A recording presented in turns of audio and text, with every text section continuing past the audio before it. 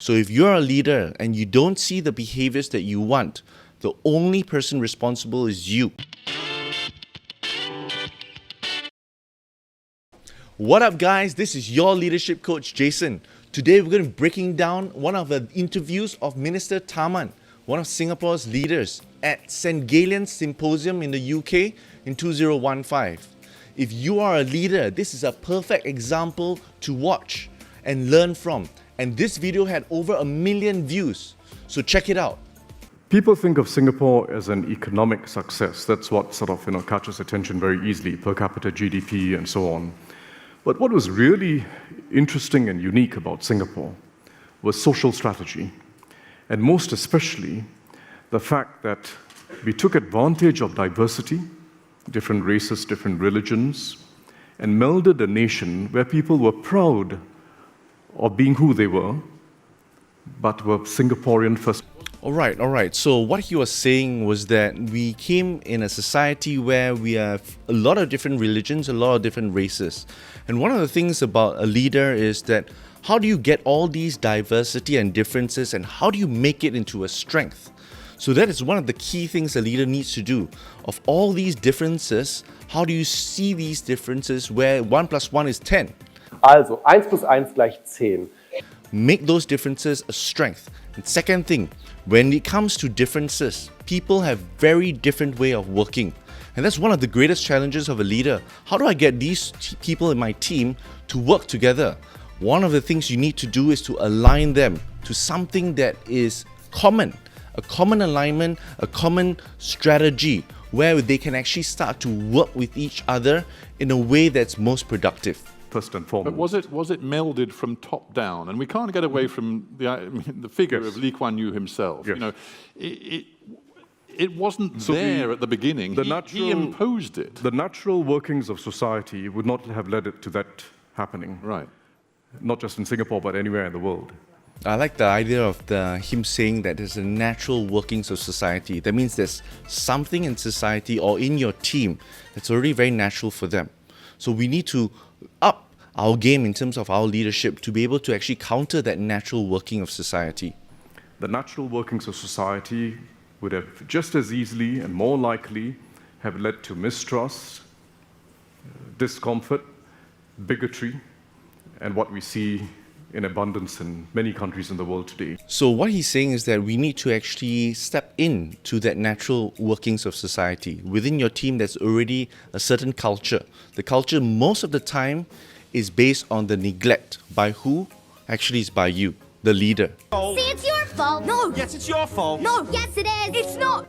So give you an example, one of the people I coach is that he wanted to get everybody's Zoom camera to be on, but he can't seem to find a way. So when I was coaching him, I was helping him to understand that, hey, that's the natural way that they do. If it's inconvenient for me, I'll switch it off. But what I was able to help him to understand as a leader, that he had influence over that. And we were able to actually change that mindset of that team, or his team. And from then on, everybody was happy to switch on their videos. It's not a dictatorship. It's really about how, as a leader, you influence them positively. And you can get that kind of outcome. The most intrusive social policy in Singapore has turned out to be the most important. And it has a level of intrusiveness that doesn't come comfortably to the liberal mind. Right, so this thing about intrusive social policy, most leaders out there might not feel that something like them switching on their Zoom camera, doing Zoom, is something that they should intrude into. They feel that maybe it's too simple. It's something that maybe I shouldn't be talking about. But we see that actually for Singapore, some of the things that we need to do to have a society that is vibrant and productive is to intrude into some of the aspects of society that other countries might feel it's a bit strange. And I'd say this is, when it was first done, I don't think we knew how important it was going to be. I mean, it sounds extraordinary. It was done because authoritarian. So it was intrusive, and it turns out to be our greatest strength. Because once people live together, they're not just walking the corridors together every day, taking the same elevator up and down. their kids go to the same kindergarten, their kids go to the same primary school, because all over the world, young kids go to school very near to where they live, and they grow up together. The lessons coming out of Baltimore, the lessons coming out of France's large cities, the lessons coming out of all our societies show that neighborhoods matter, place matters, where you live matters. It matters much more than economists thought. It matters tremendously in the daily influences that shape your life and the traps you fall into. All right, so this is the key point, daily influences. So I like to say that when it comes to changing the way your team functions, sometimes you can call it culture, sometimes you can call it your way of life. I like to say that drip impact is far more effective than flood impact. I'm here at Barry Island Beach, and there's no sign to stop. What is a flood impact? Once a year you share about, hey, this is how we do things, or you share about your values. But that doesn't work. It is the daily drip impact, the opportunities that you can find where you can actually showcase, hey, that is how we do things here, or that is not how we do things here. Remember, drip impact is far more effective than flood impact. But I dare say, and this is where we get into a conversation about Singapore that isn't, as you say, just about extraordinary growth rates and economic success, but is about the way in which the body politic works.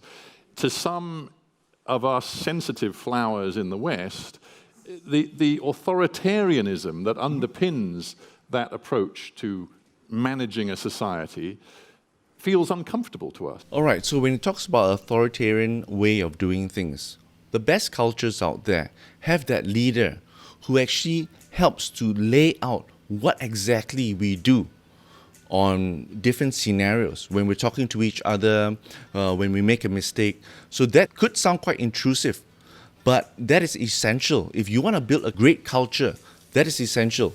That figure, which is you, the leader, needs to lay out certain things, and some people might feel uncomfortable, and some might even feel that you are authoritative or you have that authoritarian kind of vibe. That's a caricature. I mean, even the Economist, which is not exactly a cheerleader for Singapore, would say, as it just did in its editorial form of obituary when Mr. Lee Kuan Yew passed away, that Singapore has free, fair, and regular elections.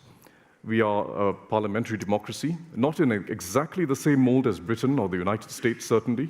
No, I mean, but we are a parliamentary democracy, and an elected government makes decisions which it feels are in the best interests of the country today and for the future. And we are accountable for it. So that's leadership in essence. What is leadership? That you make decisions that are in the best interest of your team. So if you have that right, then this whole idea of you being authoritarian might not be a big issue anymore, right? They might know that, hey, everything you do as a leader, you're doing because you have the best interest for your team. So sometimes it might be even things like bonuses. I want to know what my money is, and I want to know right now. Okay. Hey, why are you not giving out bonuses? Because why? I need to take care of the company in the long run. So you will have employment in the long run. So I'm not giving you bonuses a lot now, but in the future, we have a future together as a company. So that could be one of the things that people might not know why you do certain things, but as long as your heart is correct, that you have the best interest for the people, they will be able to actually stand by you and understand, hey, you know what? This is something that I understand. Let's move forward and let's go towards a brighter future. But you do need to constrain something. And you end up a better society, or don't you? That's the test. Not whether the government is right. Do you end up a society that people feel more comfortable in? That's the real test. It's easy to talk about Singapore. So this is one of the principles when it comes to human beings. Human beings, when they act a lot of times in their own interest. That means what feels good or what is most beneficial for me. I like to say water finds its level. And for human beings, if you don't actually dictate certain things, that, hey, this is the way we should do these things and this is the way we shouldn't do these things, water finds its level means that there's no culture. Everybody is coming out with their own version of culture, and they will slowly tear apart things within your organization not because that they want to, but because of neglect from you as a leader.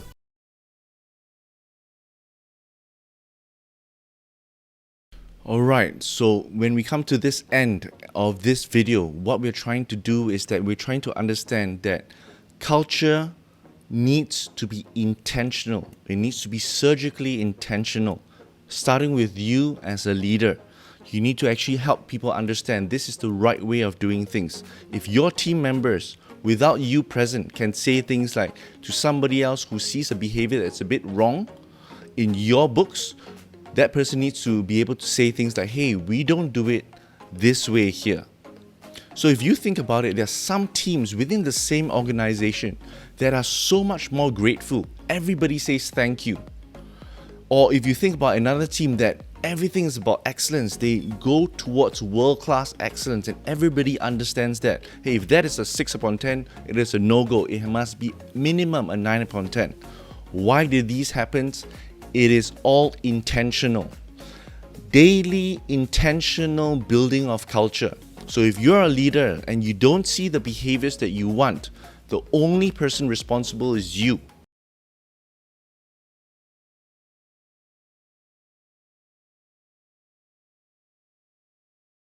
You need to start being intentional about the signals you're giving, about each behavior, whether that is positive or whether that's negative. And if you're able to do that on a daily, weekly basis, rather than a yearly basis, you're going to get a great culture at the end because you are intentional about it and they know what you're building and they will rally behind you because you have their best interests. That's a wrap, guys. If you enjoyed my breakdown of Tharman, one of the Singapore leaders, give a like and write down in the comments. I want to understand what you enjoyed most about it. Till next time, be the leader that people want to follow. See ya! Doo doo doo doo doo doo!